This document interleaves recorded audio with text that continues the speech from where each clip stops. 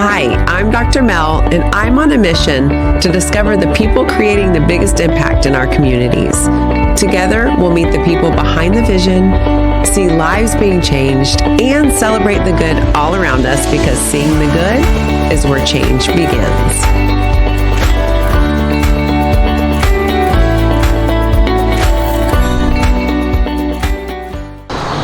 I bet you're wondering now, who is Leila Meacham?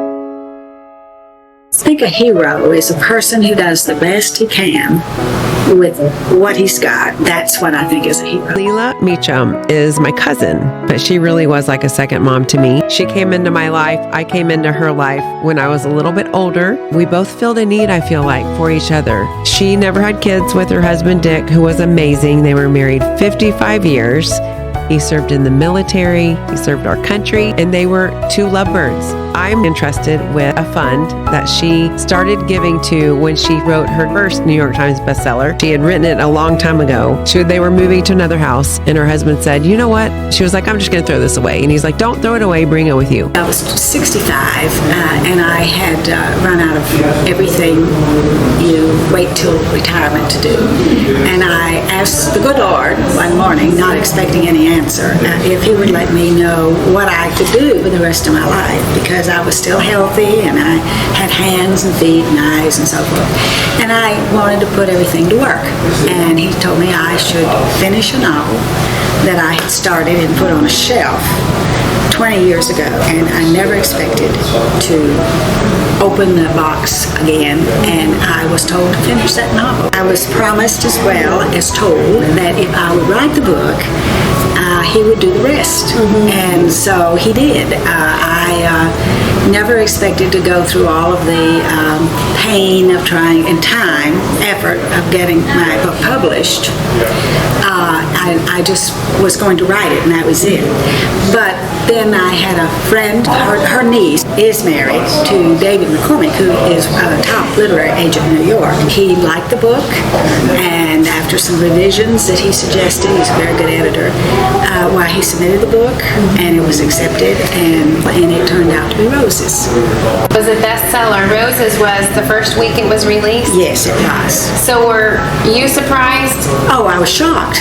Yes. She had been an English teacher for 30 years, and she had written a few books back in the 80s. What felt like all of a sudden, she had come into her own and had been recognized for her writing in amazing ways. I have written Tumbleweeds. I knew I would not have to go through the wickets. I already had a publisher, I had an agent, and it was a matter of writing the book and seeing what they thought about it. And they obviously thought it was a winner. And so then it was published, and it did go on the New York Times bestseller list within 4 days of its publication. So Leila then comes into her groove with writing these sagas. She has this whole new life experience. Her first profits from Roses she's putting into this foundation. She did not go on a spending spree. Now me, y'all know me, I would go buy a Chanel handbag. What amazing modeling for me to see how much she valued charity and how much she valued giving.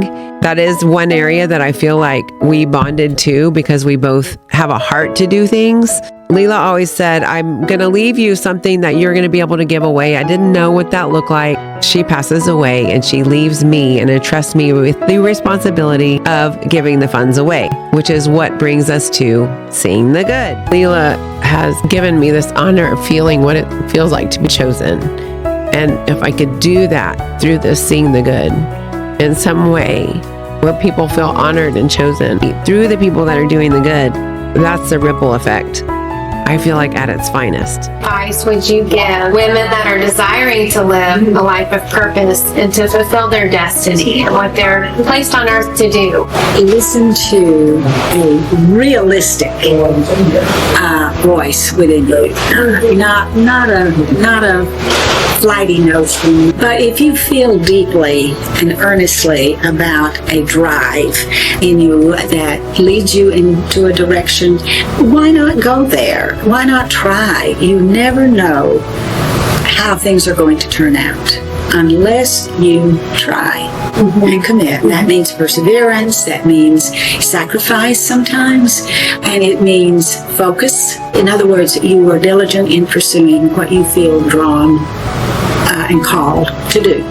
A lot of people want to achieve the end result without doing the homework required for the results they want. You inspire me as well. Well, And I love you. So thank you. I love you. Seeing the good is where change begins.